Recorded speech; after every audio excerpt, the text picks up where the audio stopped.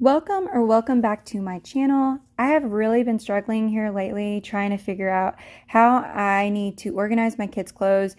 Recently, I did an extreme declutter and I organized dressers for both of my kids. I did the KonMari method originally, and I felt like that might have been a little too much for my 2 and my 5-year-old. I don't think it was the best method, but I would love to hear what method you do for your kids' clothes. My kids, they love to help me clean, and they are always trying to help put their clothes away as well. So when they're doing the cleaning with me, it has to be something that's easy for them to do. And so I've been trying to find the best way to fold my kids' clothing in order to keep everything organized and make it really easy for them to put away. So I tried the minimalism for kids method, which is basically limiting the amount of clothes that they have in their drawers, and it also helps to keep everything organized and decluttered. I wound up removing the organizers that I was using to organize my kids' clothes. I don't really feel like they were doing a whole lot for my kids. I feel like they were taking up more room than anything, and so I just kind of folded them and wound up stacking them on top of each other. I felt like that was a better method. But I would love to hear what you think. What's your thoughts on that? I did wind up putting my daughter's little shorts that go under her dress into one of the little buckets. And I also did the same thing with her little dress-up skirts. Let me stay with you. In us, can you? Just one night. I know about your life. But tell me, 'cause we still have time. I can't stop looking at you, but do you feel the same, don't you? I think of you every moment. I think of you every moment. I can't stop looking at you, but do you feel the same, don't you? I think of you every moment. There's nobody else.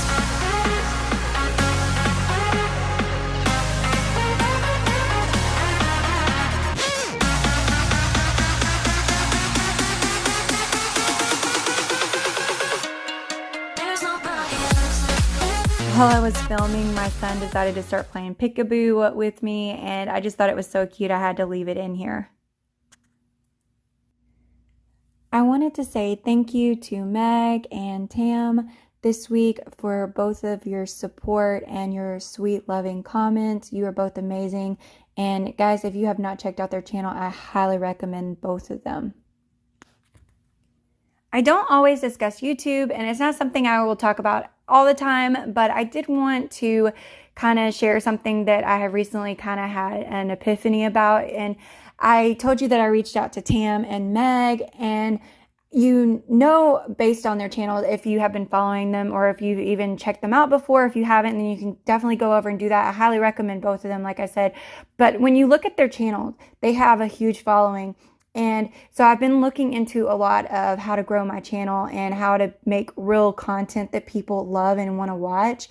And one of the things that I noticed with both of them is how supportive they are in the community and how they go above and beyond to make sure that everyone feels loved on their channel.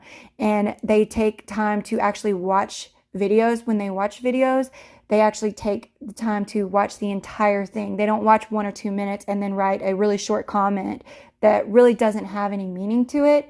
Instead, they watch the entire video and they put an in-depth comment on there that says, you know, hey, I really appreciated your video. I really took the time to enjoy your content, and I really want to show I care about you as a person.